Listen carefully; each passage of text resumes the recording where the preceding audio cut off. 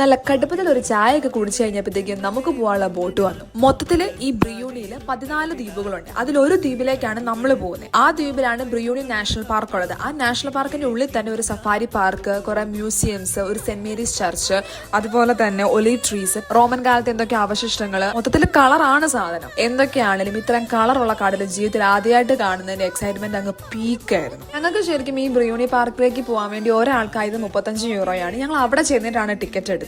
Already ആ ടിക്കറ്റിൽ ഒരു ട്രെയിൻ ട്രാവലും കൂടി ഇൻക്ലൂഡഡ് ആയിരുന്നു. പക്ഷെ സംസാരിക്കുന്ന ഒരു ടൂർ ഗൈഡ് ഉണ്ടാവും. അപ്പൊ ആ പുള്ളിക്കാരൻ നമുക്ക് എല്ലാ കാര്യങ്ങളും ആദ്യം എക്സ്പ്ലെയിൻ ചെയ്തു തരും. അതിനുശേഷം നമുക്ക് തന്നെ ആ ബ്രിയൂണി നാഷണൽ പാർക്ക് ഫുൾ എക്സ്പ്ലോർ ചെയ്യാം. ഞങ്ങളെ വണ്ടർ അടിപ്പിച്ച ഒരു കാര്യം, ബ്രിയൂണി നാഷണൽ പാർക്കും ഇന്ത്യയും തമ്മിൽ ചെറിയൊരു കണക്ഷൻ ഉണ്ട്.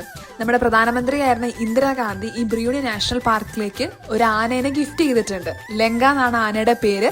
ആന സ്റ്റിൽ അവിടെ ഇപ്പോഴും ഉണ്ട്. പിന്നെ സീബ്ര, ഒട്ടകപക്ഷി, പേരറിയാത്ത എന്തൊക്കെയോ ജീവികളെയും കണ്ട അതിന്റെ കൂട്ടത്തില്. ഈ പാർക്ക് എക്സ്പ്ലോർ ചെയ്യാൻ 4 വഴികളുണ്ട്. സൈക്കിള്, സ്കൂട്ടി, ഗോൾഫ് കാർട്ട് അല്ലെങ്കിൽ കാൽനട. സൈക്കിളൊക്കെ 1 മണിക്കൂറിന് 8 യൂറോയെ വരുന്നുള്ളൂ. അങ്ങനെ ഈ യാത്രയിൽ ജീവിതത്തിൽ ഇതുവരെ കഴിക്കാത്ത ഓയിസ്റ്റർ ട്രൈ ചെയ്തു. ആയിട്ട് മത്തി പുഴുങ്ങിയതും കിട്ടി. ഞങ്ങളുടെ സ്റ്റേയെ കുറിച്ചും അടുത്തത് എങ്ങോട്ടാ പോയെന്നുള്ളതും അടുത്ത വീഡിയോയിൽ കാണാം. അപ്പൊ ശരി.